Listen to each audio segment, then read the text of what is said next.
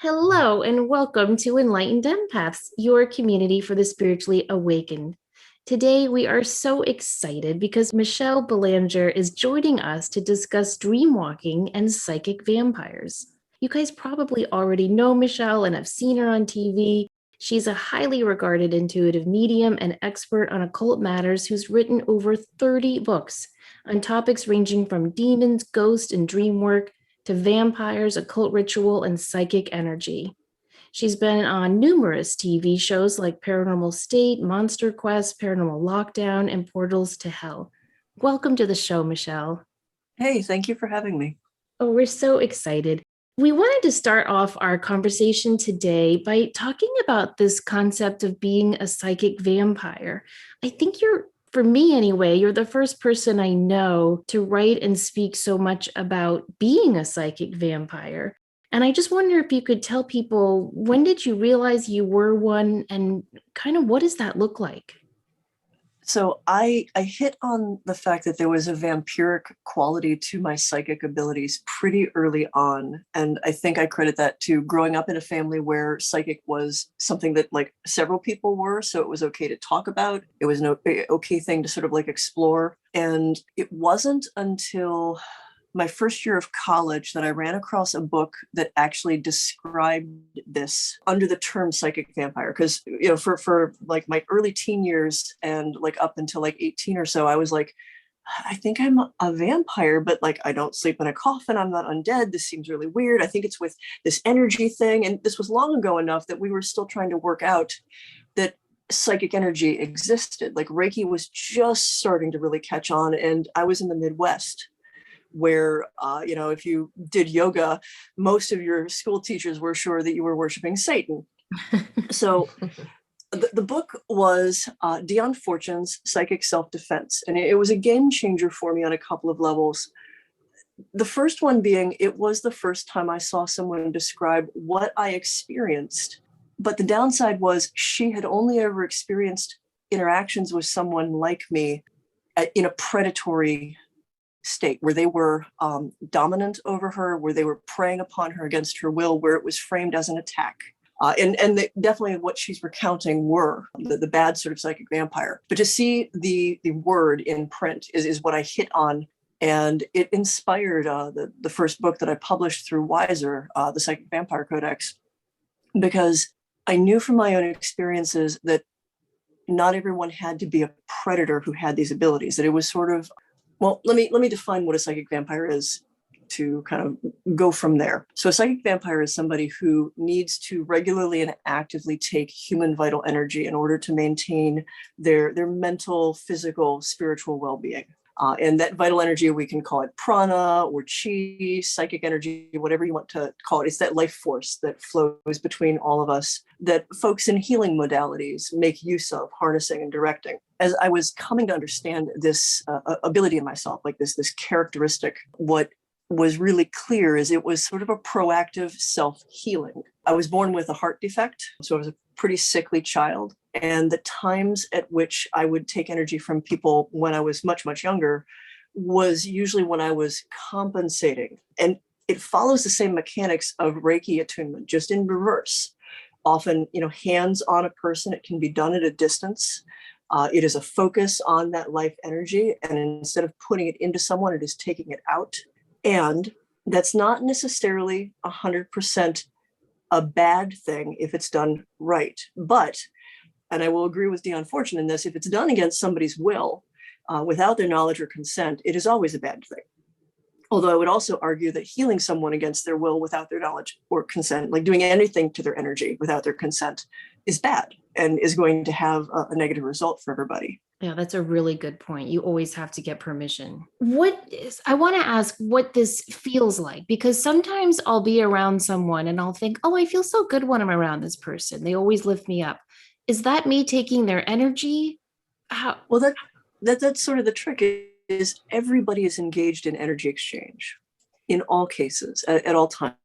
Like it's part of who we are and how we interface with one another and with the world. Whenever we have like a deep breathe in the energy of the forest, like we both give and take. And in most cases, when we're healthy, when the space that we're with is healthy, when the people we're with are healthy, there's a balance to that.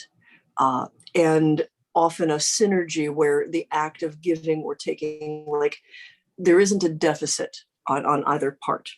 In the case of folks that I would identify specifically as psychic vampires, people who have a vampiric quality, there's something that breaks down in either how they process energy, how they access it, or how they integrate it into their own system once it's taken, that doesn't work quite right.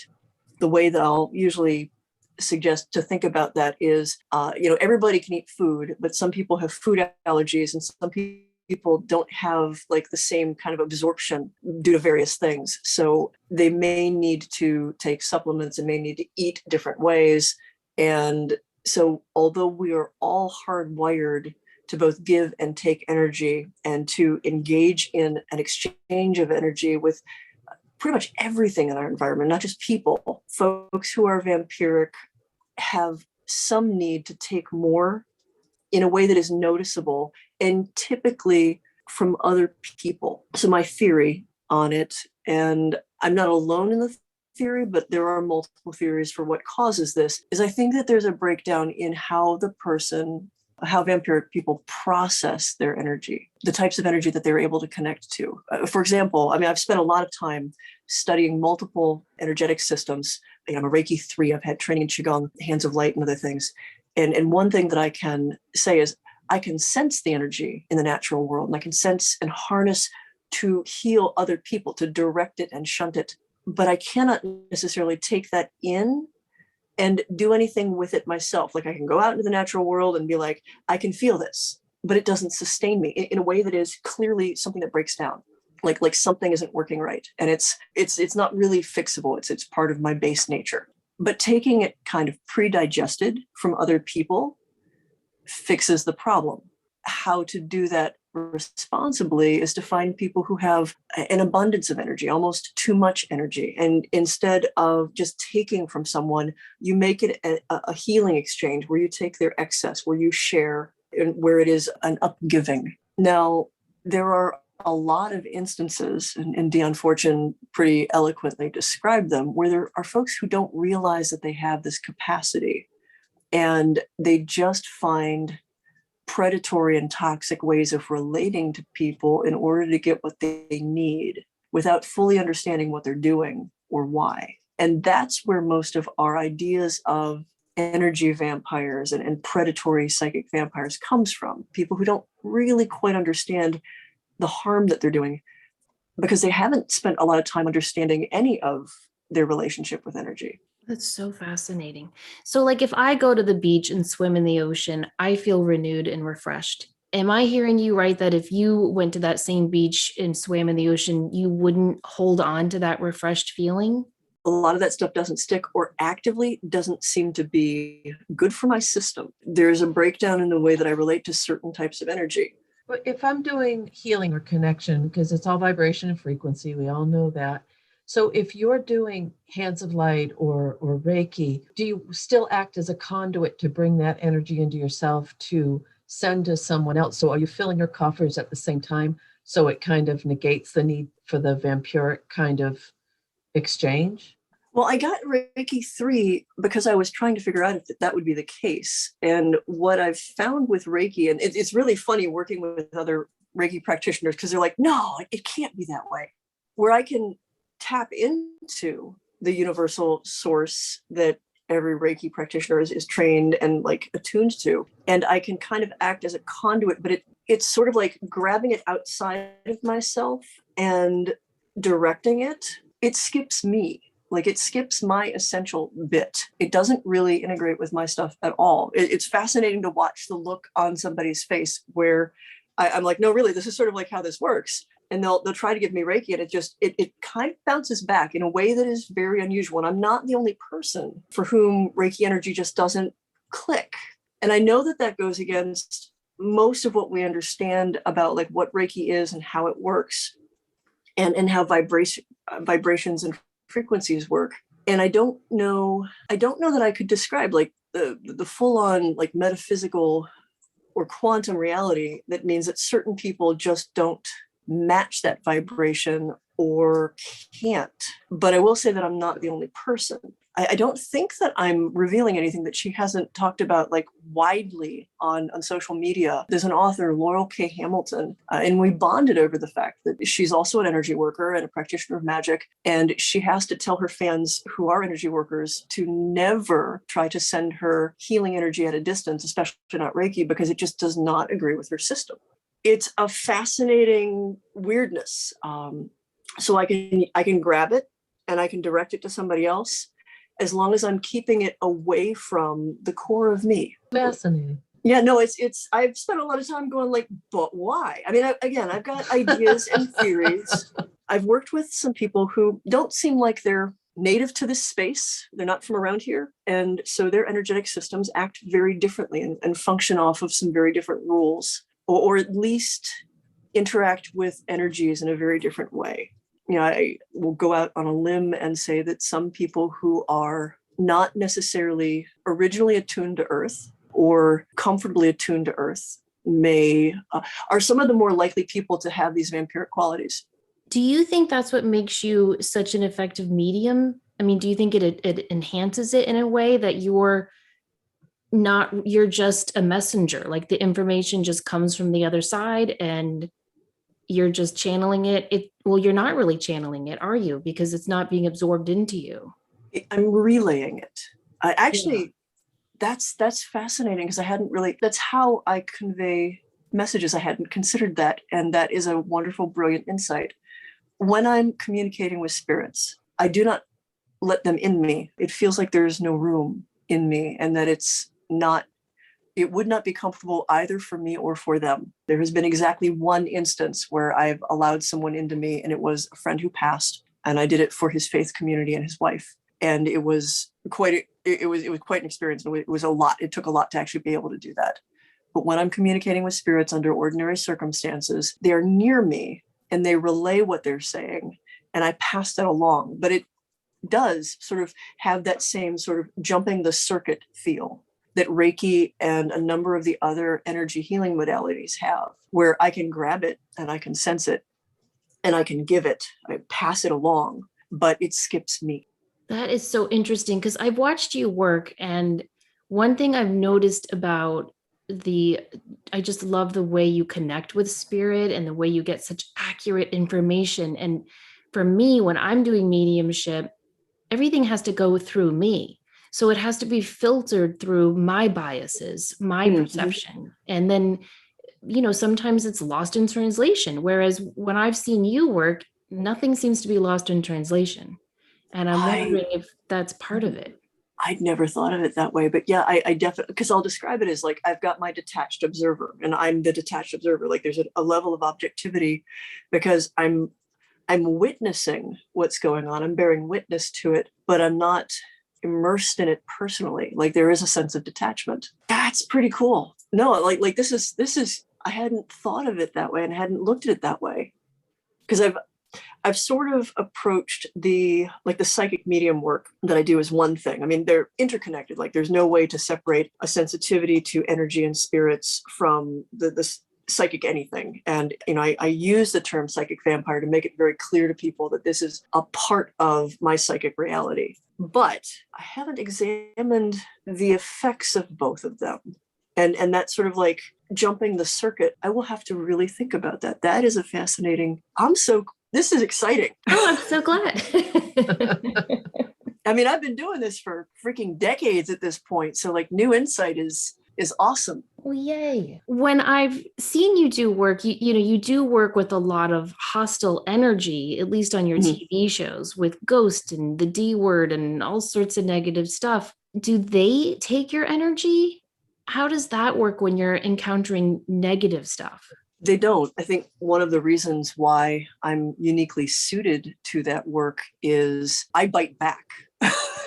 Like I know it can be sort of like a silly joke, but I operate on a level where if something's trying to take my energy, I can reach back out and do the exact same thing to it. And most spirits that are negative are so accustomed to not being met on that level that, like schoolyard bullies, the minute you stand up to them, they go running with their little tails tucked between their legs. It's also why I will frequently get called in on like really dark, really violent cases, because behind the scenes, I'm usually kicking the stuff out. I really resent anything that preys upon vulnerable, innocent, or otherwise helpless people who might not be able to protect themselves, who might be in a vulnerable frame of mind where maybe they could take care of themselves under other circumstances, but in this one they can't. Children, the unwary, and there is a profound protective streak.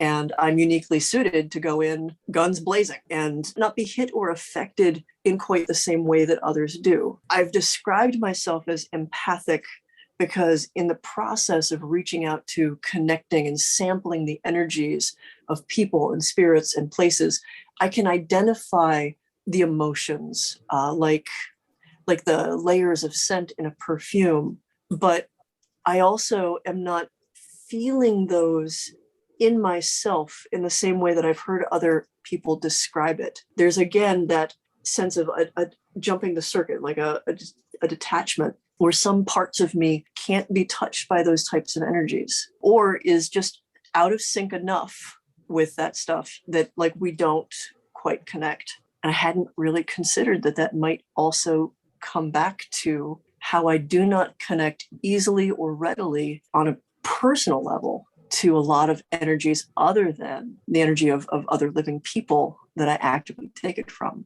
Wow. Yeah, because whenever I've encountered negative energy, I feel slimed, like from the Ghostbusters. Mm-hmm. And I watch you and I've read so many of your books. You're fearless. And I take a lot of comfort and confidence in that. Like I've learned a lot from that. Like, don't be afraid, because they are just basically bullies. Yeah, no, the fear definitely is something that they're looking for, and it does give them an in. But I've watched enough other people to know that like there's just different ways in which each of us engage with energy and with spirit. And that means that each of us have different strengths and weaknesses. And weaknesses aren't necessarily like bad, and they aren't necessarily our fault. It's just understanding like in this situation, I am the best tool for this job. And in this situation, I probably shouldn't be doing this. I will say that something about my energy tends to be very big and very intimidating. So when we're talking the more shy and retiring and meeker spirits, like little children spirits, or just like lost and sad people or whatever, I'm not the best person for that job, because I usually have to spend 30 minutes of my time going, no, be not afraid. It's okay. I'm not here to, I'm really, I know I look scary. It's okay. Like I just want to talk. Like I have to kind of like actively try to make myself smaller, and just sort of like it's a sense of almost like tucking in parts of myself and being like, it's fine. Like really, I might look like a big scary giant, but I just want to hear what your story was. Yeah, just recognizing your strengths and weaknesses without that judgment and bias. I love it. You made a really good point, Michelle, that you have a very warrior, like a psychic warrior type energy. So that would make sense that you would gravitate towards this stronger work that a lot of us that are empathic might have a hard time facing, or might be, I don't like to say too sensitive, because that's making it a negative connotation. I read, your home and all the work you do in the house where you the haunted house. And I live in a very old house in New England, and I grew up in one of the oldest cities in the country. So I know that energy, and it's ancient, and it's old, and it's deep, and how buildings hold whoever's been there. But I also think it's important about because so many people are heightened right now, whether it's positive, negative, or not. What are some ways that, and even through, we've become so digital, how can empaths or people, because the blunt version is what you're talking about scares some people. It really like, oh my God, are they going to come and get me? So and I'm not offended by that, because there's a reason to be scared of the ones who either don't know what they're doing, or worse, are the ones who do understand this capacity and use it for selfish gain. Use it because, and I will not deny, there are definitely folks out there who either have this as an inborn ability or who have learned it, because I think it's very important to mention anyone can learn to take energy. Anyone. If you Right. can learn to give energy, if you can learn to, connect to universal life energy to heal, you can learn to use all of those psychic gifts to prey on and hurt people. And the only difference is, are you that kind of a person? Mhm. And are you willing to kind of wallow in what that feels like? Because there's a cost to it that maybe they don't see at first, but it definitely, it changes the way you feel and the way you look and the way other people can perceive you. But it also is, you found your connection with spirit, with all that is, with the different realms. Some people may use their mediumistic techniques to tap into the emotions of the people in spirit, or they might connect with those gentler energies, but your work isn't. Your work is much stronger than that, which is very, very needed during these times of shift and transition. I mean, the world definitely needs frontline soldiers. Yes.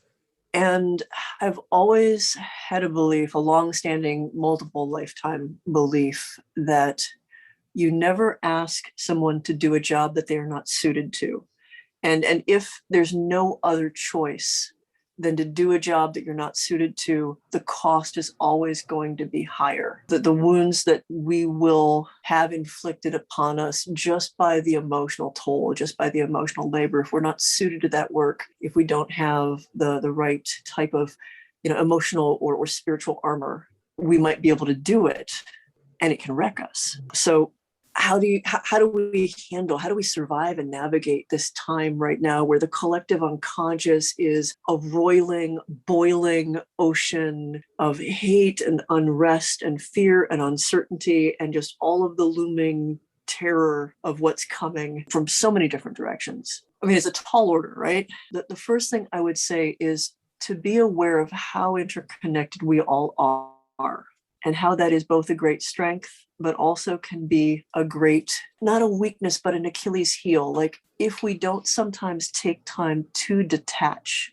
to remind ourselves of where our personal boundaries are, to take some time to find our center and to be a little selfish about that, to not try to give our energy to heal everything all the time without also making sure that we are in a solid space, in a safe space, centered and sheltered and able to heal ourselves. We can't fix or heal anything. I think that's one of the most troublesome issues anybody who's like an empath or a natural healer faces, is there's this impulse. You feel the pain, you see the pain, and so you want to fix it. You want to reach out and heal it. You know that that's your calling. You know that you've got the tools to do it. And it's so easy to give all of yourself away to the point where now you have nothing left. I think a lot of people need to hear that who are listening to this show, that it's okay to practice sacred selfishness. I think the easier way to frame it for people is you can't put anyone else out if you yourself are on fire. We're all on fire, but you have to put yourself out first. Like, you have to attend to your own stuff. And that's not selfishness, that's practical. You increase vastly the amount of good that you do if you take care of yourself and make sure that you are healthy and safe and strong, because then you can do the work. If you're doing so much about giving yourself away and just being overwhelmed by it and then allowing it to like pull you apart, now all of those gifts that you have are stretched out across the vastness of suffering. It doesn't get as much done. It just doesn't. And you suffer in the process. Yeah. And when you suffer, everything else around you suffers. Yes, we're all interconnected. There are very few things that I will say I believe this 100%, but everything in my experiences, everything in my studies tells me there is this vast and glimmering webwork of energy strung between you and me, the earth and the stars, every living thing, everything that we don't even think of as living, spirit, all of it as like this wide neural net. And what I think and what I feel vibrates down those lines. And even if we're not consciously trying to tap into that, we still hear it like background noise. And like background noise, if it's loud, if it's jangling, if it's discordant, it affects us. Even if we're not actively taking it in, it affects us. So as we heal ourselves, we are healing an essential part of that whole and that healing, that positivity stretches out across the web work just as much as our woundedness does. I wanted to move forward a little bit into your work on psychic dream walking. I find that just absolutely fascinating so I've talked a lot on this show and my other podcast, Psychic Teachers, about something I call being a night worker, where I have a lot of dreams where I'm helping people in the dream state. Like I'll be giving readings or crossing ghost over or offering healings. And since I started talking about it on the show, so many listeners have been emailing us saying, oh, I do that too. I do that too. So I picked up your book, and what you're describing is similar and different. Can you tell people what you mean by psychic dream walking? So psychic dream walking is where lucid dreaming and astral travel or out of body experience intersect. And it is adjacent to what you're talking about. It's one way of getting to those places where you reach out and communicate with other people. So I was introduced to the idea of psychic dream walking as that term in fourth grade by another fourth grader. And Pearl. I truly believe that she was a walk-in. There's a lot of things that I left unspoken about some of the things that went between us, and specifically what she talked about in terms of some of the things that she was instructing me in.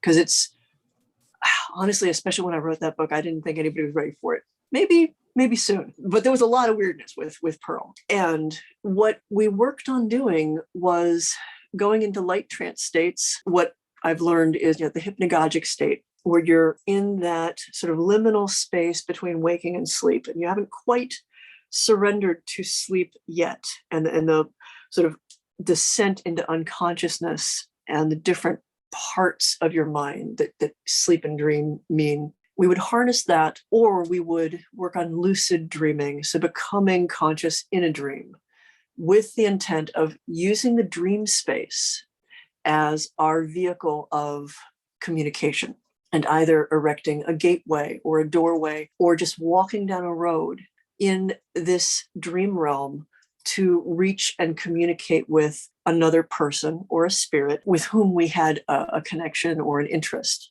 That early work, like I said, I'm 10 and I'm learning how to do this, and we're like checking on one another. One of my most vivid recollections was Pearl's best friend was homesick, and we were on a field trip, and Pearl wanted both of us to go check on her because she wanted to make sure she was actually okay at home, because I think that there was some reason to think that maybe she wasn't just sick because of family stuff. And so like just sitting there with my knees against the back of the ugly dark green leather of these bus seats, and like the springs kind of creaking underneath me, and trying to tune out the sound of the other kids on the bus and the feel of the bus, and just drift into that other space where I'm still in my body, I'm still present there, but I've gone inward to go outward.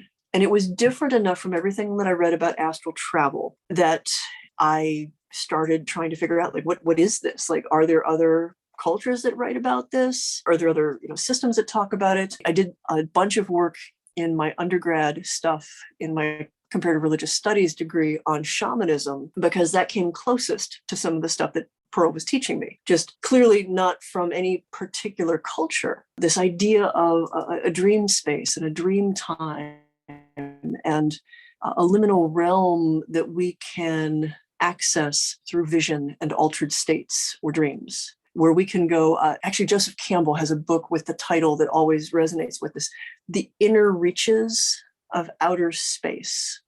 That idea that you can go inward and discover everything out beyond you, that not all doors leading outward are the only ways to get elsewhere. Do you believe that if our soul travels like that, can we travel into the past and the future? I'm not sure, because I can't speak from my own experience on that.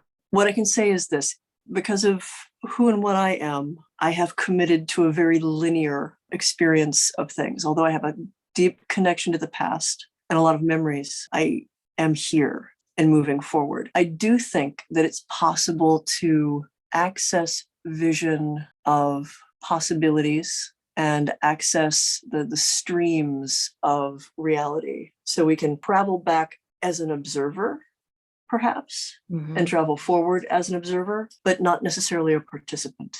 I agree with that. In that book, you tell a fascinating story about your next door neighbor and dream walking kind of accidentally into his dream, and Yeah. he came over to your apartment. Can you share that story? This was my lesson of do not ever judge a book by their cover. My next door neighbor was a roofer. And, we lived in a town which is lovingly referred to as Bruns Tucky. It's kind of the home of the NASCAR dads. And Ron was, baseball cap, flannel wearing, just not anyone that I was prepared to think had anything to do with energy work or psychicism or anything like that. We would go over and play GoldenEye tournaments on his computer system. Like we'd game together, and that was about like where we bonded. So I was really taken aback because so I was doing dream walking was something that, having learned with Pearl, I could do it consciously. But something that I also learned is people do this unconsciously all the time. Death announcing dreams and dreams that people have where there's telepathic communication or even what feels like direct person to person communication. These are some of the most commonly reported and recorded paranormal experiences in the literature all the way back. So this is, in my opinion, an inherent human capacity that we all share. Most of us do it unconsciously. Well, what I will say is in learning to do it consciously, that does open a door to the ability so that you will spontaneously do it if you need to. If someone is calling to you from a distance, whether it's a friend or a family member in distress or crisis, or someone that you've never met in this life with whom you nevertheless have a connection, or if you yourself have a need and there's someone who can answer that, like you get pulled out. And I think that it's safe to say guided by other forces, whatever you want to name those forces as. And I was in a place where there was a lot of stress and there was a lot going on. And I spontaneously dream walked to Ron. And I remembered the dream. It was pretty vivid. We had an exchange. We interacted with one another. And I felt a little embarrassed by it because I wasn't sure how to broach the topic to this very, very salt of the earth, not someone I thought I could raise these conversations with. And of course, the punchline is when I finally sheepishly went over and I was like, hey, I don't know if you believe in psychic stuff or this or that or the other thing. And when Ron was just like, why didn't you just say you were a psychic vampire? Like, duh. Like he treated it like it was nothing. He's like, yeah, I remembered that. I wasn't going to say anything because I thought you didn't know. Oh. That was so crazy. And he woke up with what he thought was like a hickey on his neck. Yeah, he woke up with, I should say also, I dream walked to him because I needed energy and I fed off of him in the dream walk. And so dream walking, one of the reasons that I wanted to really understand it was also some way that sometimes that vampiric side of me would be expressed. And it was one of the few places where I didn't always have conscious control over it if I got really, really low. And so it really behooved me to sort out how does this work? How do I control it? What are the boundaries? What are the limits? And how do I protect people who, like my neighbor, with whom I've had a connection, but we haven't had this conversation. We haven't had any kind of consenting anything. I felt pretty bad about having that happen. And yeah, there was a physical mark. But he was pretty cool about it, which I loved.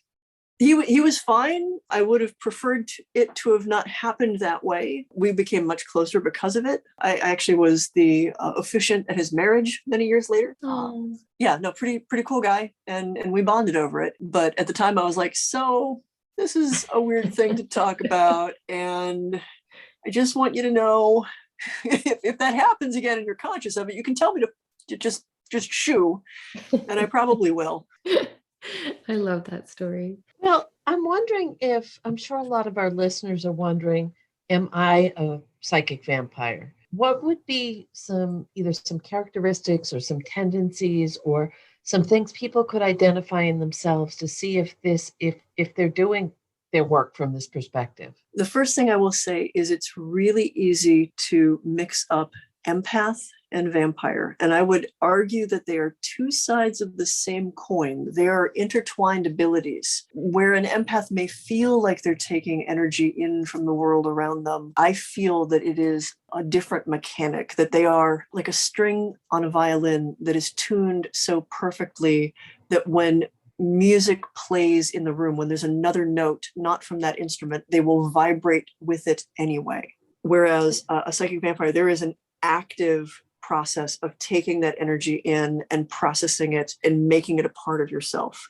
So how do you tell? How do you feel once you have not been around people for an extensive period of time? When the world went into lockdown, there were a lot of folks who ended up reaching out to me, trying to figure out what to do about suddenly finding themselves isolated without any kind of human contact. Now, the caveat is, again, we all exchange energy to some extent. And so it's not unusual if you suddenly find yourself completely isolated to start to feel run down and to start to feel the lack of that interconnectedness, that sort of like natural cycling that we all do.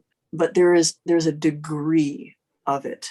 For someone to be what I define as vampiric, it's not just that you feel a little disconnected or a little run down. It starts to have a qualitative impact on your health. You get sick, your immune system tanks. You get anything that you were sensitive to before, you get even more sensitive to. If you have underlying issues, autoimmune issues, chronic issues, those start to like really creep up and snowball in a way that is notably different than when you are regularly engaging and getting energy from people. And I don't want to encourage people to assume that all their chronic conditions are just an energy deficit. The important thing is like make sure that you get that squared away as here's how I treat this from a traditional medicine standpoint. And what I'm saying is even all of the traditional medicine approaches, like your medications, your doctor stuff, when they're scratching their head and they can't figure out why it's still getting worse. And the only solution is you sit down and you do an energy exchange with someone, you get some energy from someone, and that fixes it. That's pretty good indication that there's something vampiric going on. Okay, so a follow-up question on that is, if I'm doing readings, a lot of readings for people, and it either raises my vibration and I feel jazzed up and energetic and so in the zone, I'm still using my empathic qualities to tap into their auric field and to tap into the energy of spirit. But then there are some people that I'll interact with where I'll finish a call or sitting or a Zoom experience and I'll feel completely drained. So have they possibly used vampiric influence on my energy, or is it just the exchange? There's a couple of things that can be going on with that. Sometimes people are just in such a bad place that they do need a little bit more. But there are certainly people who are naturally vampiric. So the third option, because I've definitely also seen this, is sometimes our energy just doesn't gel with another person. And it's not that one side took or gained, but the actual like act of connecting, something broke down and cost too much on both ends. And I don't know how best to describe that makes perfect sense, because that goes back to the vibration and frequency. And if our frequencies match, it's going to be much easier to make that connection and keep it in that symbiotic place. Whereas if there's more of a fluctuation in the wavelengths of what we're putting out or receiving, it's going to be harder to maintain that connection. Yeah, when it's discordant, especially, I've seen it almost do damage to people on either end, where you're trying to connect and you're both operating on frequencies that are so different that it's just jangling and wrong and kind of bounces back in a way that is uncomfortable. Again, it goes back to that idea that like sometimes we're just not the right tool for the job. When I do energy work and readings on people, it's one of the reasons I don't do readings for hire, is sometimes my energy just does not gel with another person. Mm-hmm. And it's not a matter of taking or giving. It's just to even try to connect is going to cost so much that both of us are going to come away feeling terrible. That's where I'm going with this. So do you feel that when you're energetically connecting with someone to raise your energetic level, do they have an impact? Do they get a physical reaction or a psychic reaction, or are they even aware of it? Oh, absolutely aware of it. And there's definitely a reaction and a synergy. When I'm taking energy from someone and I do it with their knowledge and their consent, it is a consensual exchange. And this is why I say it's not necessarily a bad or a negative ability. When it is done right, it actually encourages that person's system to yield up stuff that has gotten stagnant or maybe overwhelming. And then there is this, after a kind of dip in their sense of their energy, where they are deeply relaxed, where it's sort of like that like wrap yourself up in a blanket and kind of doze on the couch, like comfortable relaxation. Mm-hmm. After a period of recuperation, their energy comes back brighter and clearer and cleaner. And I hope it doesn't sound bad, but I've related it to, I do a little bit of herbalism. If you pinch little bits off of like your lavender or oregano and just harvest small amounts, it has the effect of not damaging the plant, but actually encouraging the plant to grow even more vivaciously. And that's the effect that I've seen when a vampiric exchange is done properly. With the knowledge and consent of the person, you skim off the surface. You take the stuff that they don't really need anymore or that has gotten gunked up in their system. And the one thing that I've definitely seen with folks who are naturally vampiric is they have an ability to process that, the negative stuff, the heavy stuff, hard emotions, and chew through it in a way that might be detrimental for somebody else to hold on to. What does that conversation sound like when you're asking to take someone's energy? I'm just curious. The hard part is first having the conversation of, does this person believe in energy at all? Because I won't work with someone who doesn't have at least some background, because I could describe, until I'm blue in the face that, I'm going to sit here and connect to your energy and you're going to feel like this sort of like movement between you and me, and you're going to tingle from head to toe, and then you're going to get really tired, and then you'll feel like either really hungry or a little hungover tomorrow, and then like you can just run a marathon. And if someone doesn't have a background in something metaphysical, they're going to think that I'm delusional or, making it up or trying to sound like very like an edgelord or something. And then they won't be prepared for what happens. The first conversation is, do you believe that there's more to the world than just your physical body? Are we more than beings of just cells and flesh? And if the answer is yes, then the conversation is, how do you think souls, spirits sustain themselves? Doesn't everything take energy? If our bodies need to eat, don't spirits also effectively eat? Like everything costs energy. Ghosts and spirits take energy from people. They're fairly famous for draining like batteries, but also right before something like really intense happens, many people in the location will report a sort of sense of being drained, especially in negative ones. That's because things need that energy in order to do the stuff. So the next step is, do you believe in spirits? Do you believe that we can share energy across a distance? Do you believe that has an impact on how you feel and what your health is like? If you believe that you can use energy to heal, do you also accept that it's possible that someone could take that energy and that it wouldn't always be a bad thing? And then it's a matter of like very slow demonstrations. I don't think that it's right or proper to just like, here, let me show you what this feels like, and just, take as much as I want from someone. I think it's really important to let people experience and then judge and go, okay, I know what that feels like now. I'm okay with a little bit more. I'm okay with that. So it's a long conversation. Yeah, I'd imagine so, because I always had, until I read your work, associated taking energy with a negative thing. Don't you, Denise, think of that as, ooh, no, I don't have any other energy to give. Don't take what I do have. Yeah. Well, this really reminds me of when you do an energetic, well, you mentioned the shamanic work, when you do some kind of psychic surgery or energetic release work or soul retrieval or something that leaves someone feeling very vulnerable after the experience. And it's you've changed a part of them in that work, and you've released some sort of energy. So that's what this feels like to me. Very similar. It is very similar. It operates on many identical mechanics. And actually, most of the folks I know who are vampiric do that work naturally. Like there is those two things are bound up. The idea of like being the sin eater, or the person who removes the intrusions, who removes the stagnant energy, who is able to like reach into a person and through them and find their lost pieces and pull that back, but then also process the backwash of energetic trauma, and all of the stuff that's there. This is why I say like the word vampire is probably the least helpful word for this. I don't think that we have a good word in the English language, because shaman feels a little appropriative. And in everything that I studied about shamanism, that is the closest other word that I would use for most of the folks that I know who are naturally vampiric. It's not that they are, risen corpses from the dead. There's something in them where there is a woundedness, that there was an emptiness or an open spot, something that they learned to fix, something that they learned to heal. And in learning how to do that and how to connect to the energies necessary to do that, they learned how to also do that for others.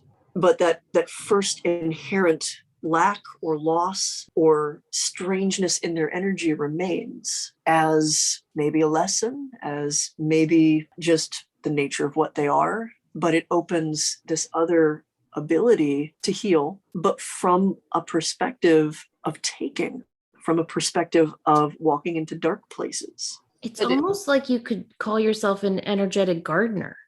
Yeah, pruning and harvesting. I will tell you, like, having struggled with this, trying to understand it and trying to explain it to people for, oh, good Lord, at this point, more than 3 decades, the English language fails. We don't have good language to describe most of these things. I'm pretty sure anybody who's an energy worker, who's had like a really profound, ineffable experience connecting with spirit, or with like what's beyond just our little part of the universe, comes back and tries to like talk about it and realizes that language does not suffice. And that's definitely where I'm at with this. The best word is psychic vampire, but it's also the worst because of all the baggage. You think like, I'm stalking around in a cape with fangs. Now, I was in a metal band and I'm a goth, so I do in fact own fangs, have in fact slept in a coffin, do own several capes, but that's beside the point. The people I know who have excess energy, who would be like, yeah, sure, Michelle, they also seem, to me anyway, to be a little bit ungrounded and scattered and anxious. So if you were to take their energy, would you get that anxious, scattered feeling? I can taste it, but I don't feel it, if that's a way of explaining it. Like I can make a conscious choice to take more of that into me, but the default to my ability is to filter it out or to process it in such a way that so I help people in end of life cases. I help people as they cross over, as they die. And I help people process a lot of really deep wounded trauma. And there's a lot of energy that comes out of that. And it is also laden with suffering and fear and just all kinds of stuff. And what I can say from that is there is an inborn facility that I have to cycle that out, to sort of alchemically transmute it. I don't know if anybody's a sci-fi fan, but it's a little bit like the Bene Gesserit from Dune, where you're able to swallow the poison, but something about you and your training means that you can take that poison and turn it into something that heals instead of kills. That gives us a whole new look on this, because, before we hit record, I was saying to you, so many of us associate the term energy vampire with a narcissist, just a really negative person who is hell-bent on taking your energy and manipulating you and gaslighting you. And what you've presented here is something totally different. And that's the trick is, like I said, anyone can learn to take energy, and we all do engage in a give and a take.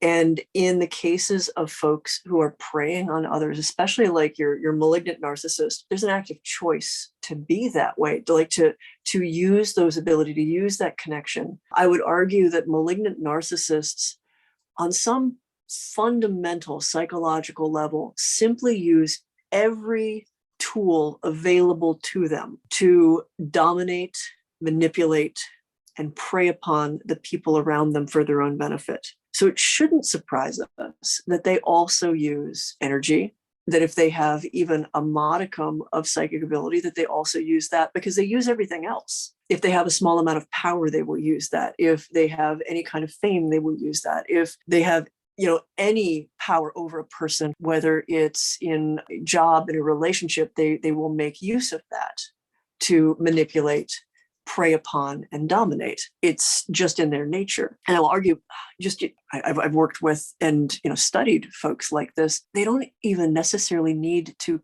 consciously understand from like an intellectual level how any of that works, because it's an inborn impulse. Like they have a cleverness, a canniness, an instinct for these sorts of behaviors that I think speaks to the fact that it is not just an illness, but a syndrome. Yeah, I've heard it referred to as malignant intuition.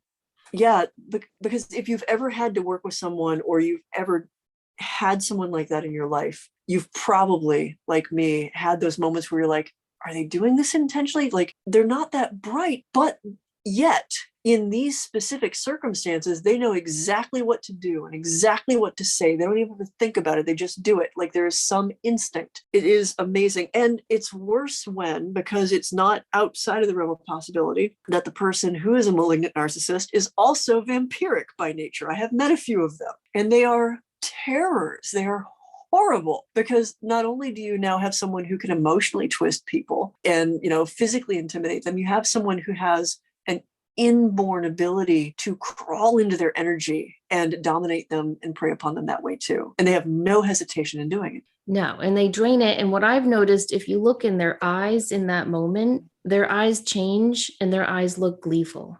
No, they know it. Oh, they wouldn't be doing what they do if they didn't get something out of it. Like there is something in their wiring where they, of course, enjoy what they're doing. They are never more alive than when they are taking advantage of, demonstrably showing their power over someone else. That's all the world is to them, is what they can take. It's, an incredibly lonely existence, but I don't really have much sympathy for them. That warrior streak, never so much as when someone is being preyed upon by a malignant narcissist is that triggered. So here's a fun thing, since that takes me to, I was at a convention and there was a malignant narcissist who also happened to be a vampire. And since I was at that particular convention talking about dream walking and energy work and vampirism, there were 3 people who'd been psychically attacked by him. And, not just like they felt that he was like staring at them across the ballroom, but like there were other aspects to these interactions. They banded together. They came to me because they had heard that I was the person to come and to give them some idea of how to protect themselves. The first thing is if you ever feel like there is someone who is psychically attacking you or preying on your energy, and you suspect that there's anything vampiric about it, chances are they're someone who has interacted with you recently. Chances are they can probably still see you, because that helps them focus on you. So your first step is to remove yourself from whatever room you were in and whatever group of people you were in. If you can, go step into a bathroom where you have like total control of the space around you, and do like a little grounding, centering, and shielding exercise where you kind of clear your head and do a check-in with yourself. And make sure that what you're experiencing, isn't low blood sugar, isn't that like you haven't eaten, isn't that you were just like being overwhelmed by the people around you. And check in. Okay, definitely this is something bad that happened. Kind of go back over and think like, who did you interact with? Who stood out in retrospect as maybe not someone you know personally or well, but someone who looked at you different, or like for some reason your attention was drawn to them across the room and you saw that they were staring at you, and once you looked that way, they looked away. That's probably your culprit. The vast majority of folks who are vampiric by nature, honestly, don't think it's worth the effort to just send energy across a distance to attack someone they've never met. It's not that they can't do long distance energy drains and things, but it takes effort. And it takes focus, and it's so much easier to just prey off of somebody who is a convenient target. And so it's a matter of path of least resistance. Your next step, of course, is do good shielding technique. Ground, let go of the stuff that you're feeling, anything that has bothered or disturbed you. Center, find your still center, sheltered space inside yourself. Spend a little time there. Reaffirm your sense of your boundaries, get a good sense of like where you end and begin and where the rest of the world is. And then once you have a sense of those boundaries, spend some time shoring them up, whether that's visualizing white light around yourself, or visualizing yourself encased in flame, literally building a fortress, asking spirit or a higher power to give you armor or shield, but something that sets a strong boundary around you and anything that might be preying on you. If it's somebody that you are going to have to go back out and deal with again, my recommendation is to make that shield a mirror on the outside, something that reflects back at anyone what they're giving to you. So if they give you something good, all they're going to get back is something good. If they're giving you something bad, it's going to bounce back to them. That will have the effect, especially for someone who's a predator by nature. They will go look somewhere else. Again, path of least resistance. But to go back to the story about the convention, it is rare that I will do things to people without their knowledge or permission, unless it is to protect other people from them. And in the case of this fellow, he clearly had a type based on the people who were coming up to me. They were smaller, all blonde women, all people who were in vulnerable states. You could tell that they'd been in situations with intimidating people before and bore some scars that I think were very easy for him to spot. So I did what I like to call the hamster ball. Feel free to steal this technique. Use it only when well-deserved. It's a little bit like shielding, only you are projecting the shield on the other person. So I targeted him and I imagined a ball of energy around him. And with that mirror technique, the mirror was on the inside. So everything that he was and that he was putting out into the world would just bounce back to him. And I call it a hamster ball because sometimes I like to make up silly little songs to help me focus on things like that. And also to keep it from being mean or vindictive. Like this was about, you get to roll around in your own crap until you learn to do better or at least leave this convention. It's not like I was binding him forever. It was just, as long as you were around the people that I'm protecting, you're going to be in this little hamster ball and think about the bad things that you've done. So like roly-poly hamster in your hamster ball. I don't know if I can say bad words. All the pee and crap, all the pee and crap can't wash away at all. And so I just put energy around him and made him sit in his own shit. And he went away very quickly. That stuff works. I read an old technique years ago where if someone's bothering you intentionally, you can put their name on a piece of paper and put it in a bottle of water and then stick that bottle of water in the freezer. So the narcissist that I know happens to be my mother. So I put her name in a bottle of water when she was being her, one of her mean moods. And she was being great. Everything was going wonderfully. And I was like, does that really work? Or is she just in a good spell? And then we had a little hurricane and the electricity went out for 2 days. And I didn't even think about it. And everything came back on. And suddenly my mom is back in one of her mean stages. And I'm cleaning out the freezer and I'm like, son of a bitch, this bottle of water melted. Yeah, so I put it back in the freezer. It works. I don't like attacking or binding, willy-nilly. Like something has to be really, really deserved. And I'm the sort of person that I'm much more likely to protect someone else than I am to myself. Like if something can get through and actually like hit me, I'm more like, well, that's novel. Who is that? Poke, poke, poke. But again, if it's someone who can't protect themselves, and it just galls me that they will always go for the most vulnerable who can least bear it. Well, it's like a criminal. I mean, if you interview criminals and you ask them, how'd you pick that victim? They'll say, well, she was distracted. He was looking at his phone. They looked weak. Or it's like a prey in a jungle. I mean, it's very rudimentary stuff here, how they pick, who they're going to prey on. And I think as energy workers, we have a responsibility to educate people on how to do this. And it's really not hard. It's the real reason why I say, like, try to set the fear aside. In all my psychic self-defense classes, most of the principles are drawn from just regular self-defense classes. Folks who are looking for a victim look for someone who carries themselves like a victim, who looks like they're already scared or is already scared, is like crossing that darkened parking lot, like, looking from side to side, and is so wound up with the fear that they're not thinking about how to defend themselves. They're already thinking about how they are going to be victimized. And that's not to blame people who are victims. Like, I want to be very, very clear that the only person to be blamed for that is the person who attacks you, who did something bad to you. But it can help to turn those people's attention away if you can find it in yourself to project, if not confidence, at least a sense of, I am not your victim. I am nobody's victim. And try to really believe that. And if you can't believe that for yourself, ask a higher power, ask your spirit guides, ask whoever you have looking out for you to be that extra bit of confidence and strength to try to turn the sights away. Excellent advice.